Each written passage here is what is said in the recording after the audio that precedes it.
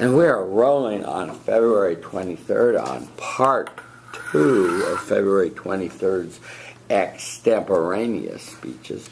We're about to hear from Anthony, who's going to enlighten us on the question, was North Korea behind the Sony hack? It's a mystery. Imagine you open your browser to find all of your personal information spread across the internet. Your emails, your files, business transactions, available for anyone to see. It's been a little over a year now since the Sony hack. And not much has changed since the hack of our understanding of the events that occurred. However, what is set in stone is the fact of the United States government's swift declaration of North Korea's involvement in the hack. Today, I'm going to be talking about whether North Korea was behind the Sony attack. And my stance on the question is that yes, so North Korea was behind the attack. I'm going to be presenting you guys 3 points which will show you that our security officials have a correct understanding of what occurred. The first point will be North Korea's very public disapproval of the film. The second point will be the FBI's uncovering of key pieces of evidence. And the third point will be North Korea's personal hacking group called the Guardians of Peace. So, the first point I'm making is that North Korea was very, very public with its disapproval of the film. Weeks before the film even came out, North Korean officials began a tirade of attacks against the United States. They even went so far as to blame President Obama himself for the film. They even said that President Obama himself was pushing this film through theaters. I will quote North Korea's National Defense Commission directly in 2014. U.S. President Obama is the chief culprit who forced the Sony Picture Entertainment to indiscriminately distribute the movie and took the lead in appeasing and blackmailing cinema houses and theaters in the U.S. mainland to distribute the movie. With such rhetoric, it's quite obvious that North Korean officials are adamant about their disapproval of the film and are adamant about taking action against us. I will quote the North Korean National Defense Commission again, same year. If the U.S. persists in American-style, arrogant, high-handed, gangster-like arbitrary practices, despite the warnings of the DPRK, the U.S. should bear in mind that its failed political affairs will face inescapable deadly blows. The North Koreans have made it quite obvious that they are willing and have taken action against the United States. My second point, which I'm going to go over, is the FBI's uncovering of key pieces of evidence. The FBI has sat and gone through massive amounts of evidence patiently. Ellen Nakashima writes in a 2015 Washington Post article, the analysis revealed links to other malware used previously by North Korean actors, the Bureau said.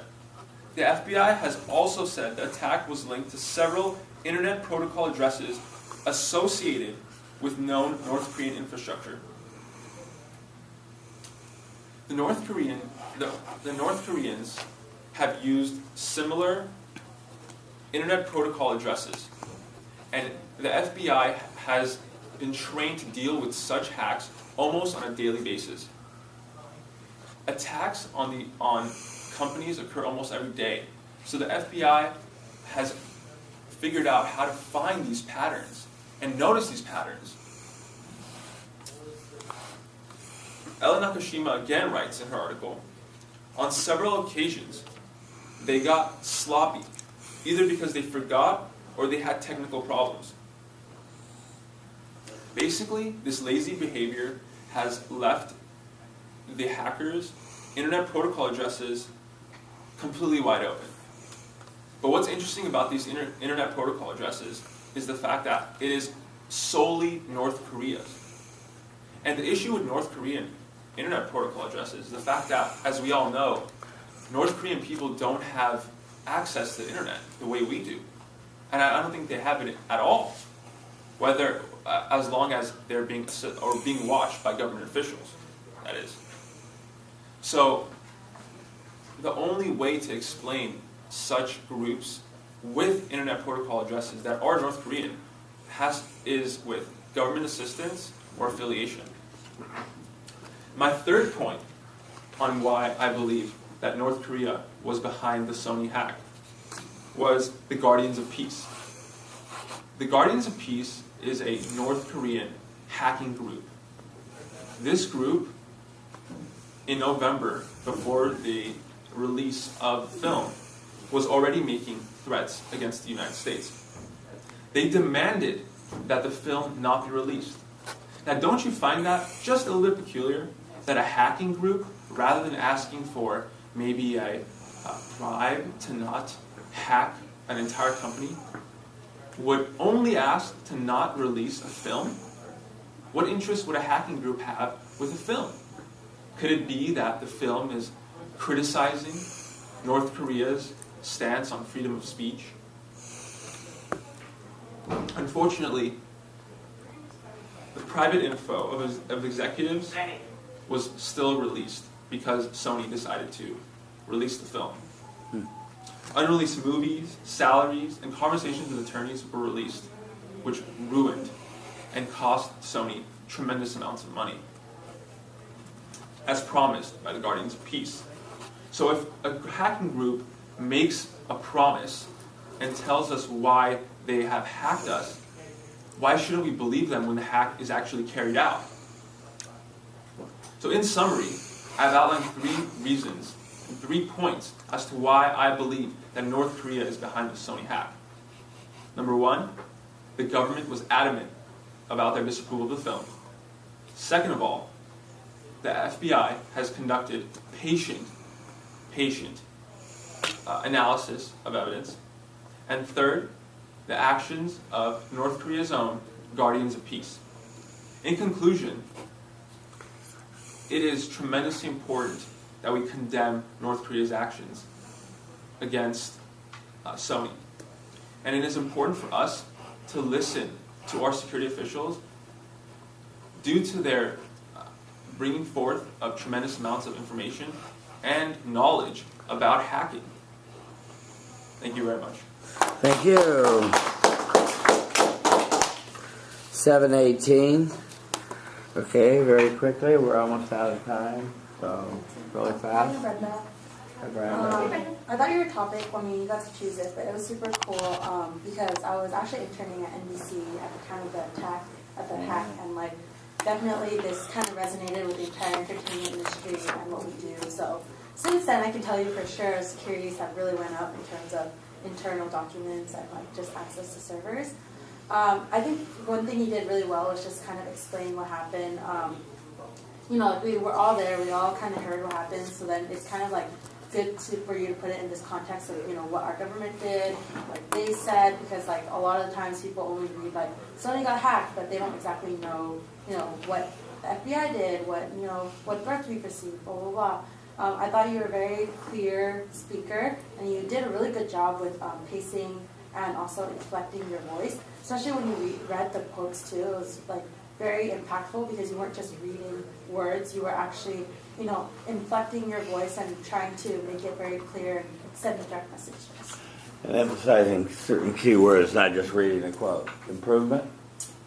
Improvement was Stand up for Jesus, please. I think, isn't it? Oh, I'm sorry. Did I skip you? Yeah, it's okay. Hi, I'm Brianna. I did that on purpose, Brianna. Just a few things that you can improve on. The first is I didn't notice a lot of eye contact. I think that happened when you were delivering the quotes that you were reading, and it's almost like you were analyzing them as you were giving your next point of information. So I think that if you connected more with the audience in that way, that would be good. And then just a second thing, maybe I just didn't hear it, but I think you could have done a little bit more work with your significance statement. It sounded like it came out of your conclusions, so I think if you started that at the beginning, it would have been good. Yeah, very quickly, you need to work on eye contact. You skipped your significance statement. You didn't have it in there at all. So you need to remember to sell this to the audience. I agree with the first speaker's comments that this was an improvement. I would like to see you get away from the card completely next time and just speak extemporaneously, but you had some quotes in there that you wanted to cite. Let's remember to stress the dates and the qualification of the sources as you're reading. You said the Washington Post, but you didn't say the date many times, so let's stress when it's coming from. I thought you made 3 solid arguments as to why. I don't think there's any question about it, by the way, but I think you made the case strongly that they are behind it. Your goals were to stay calm, don't rush, and to make eye contact. How did that go? I definitely didn't rush, or else I felt as though I didn't rush. I tried to stay as calm as I could. Yeah. I can definitely get better at that. And eye contact, as Brianna said, I tried. I mean, when I was reading hard, I tried to look up, and make eye contact. But definitely memorizing the quotes would allow me to make more of it. More of it, yeah. And what you're looking for is to make 3 to 5 seconds of eye contact. Really lock into good eye contact with people. As far as stickiness goes, you had a pretty simple message, so that was good. The credibility could have been enhanced. Real quickly, what was unexpected in the speech that you put in there? Did you have something you thought was tricky or different? It was tricky to do something unexpected with this story because it's not much to work with.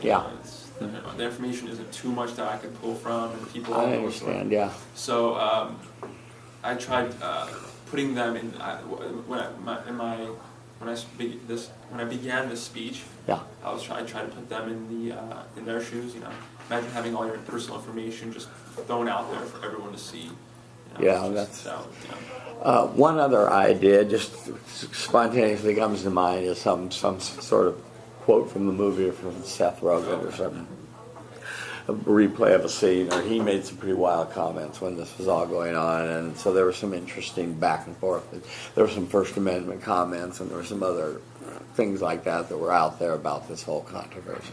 Okay, nice job. Thank you.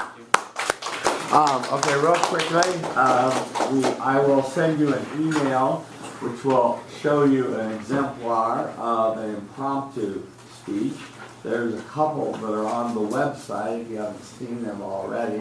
It's a different kind of animal than what you're doing with your Extemp speech. There's no reliance on, you cannot rely on evidence to support your position. What you rely on mostly are examples to support your position. And what you're looking to do is to take the quote and say what it means and whether you agree or disagree with it, and support that in 2 or 3 ways. Use the 7-part outline to do that. And you'll see from the model, and you can punch in Thomas Miller impromptu on YouTube and find many exemplars of this on YouTube to see how students handle the impromptu speeches. Yes, please. Can we use the same outline? 7-part outline, yes. Use the same 7-part outline, yes. With one little exception, I want you to make sure you include the, you're not going to get a chance, and you don't have to give me an outline. You don't have to provide an outline. So, my recommendation, if you're wise, is I would prepare all 3 and just be ready for all 3. Don't gamble, and I'll just go up and down my finger and choose one randomly, and we'll hear it. Okay, any questions about the impromptu? So you want the same significant statement? Absolutely. 3-point thing? Absolutely, right. The only difference is that it's not going to be on a current event. It will be on, as you saw from your quotation, whatever you chose, what quotation meant. Now, you can do some research on your quotation by, if you've never heard of the author, you can look up the author and find out who he or she was. If you don't know certain words in the quotation, you don't know what it means, you can look that up. You can ask people around you what do you think this means if you're unsure. But have a clear idea of what the quote means, and be able to paraphrase it and say it in your own words. Be sure you have a clear idea of what it says. Some people really go wrong in missing the boat in not having a clear idea of what the expression really means. Yes, please. And we're beginning next week, correct? Yes, that's right. And I'll randomly call on people, so please be prepared to come next week and be called on. And so if you come here and I say Jason and you say I'm not prepared, that would be a 0 for your impromptu speech. Okay? Yeah. Good. Thank you. Good. The sample brief? The sample brief? The sample brief is on the website. Have you not been on our class website? I have, but You can't find it? it's you're talking about the UCLA Are CCLE. they waiting to get? Is there a class waiting to get in here? You're talking about the CCLE website, right? Yeah.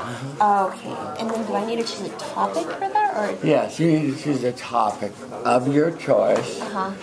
Anything you care about that's a public policy. This is a class grade. Uh-huh.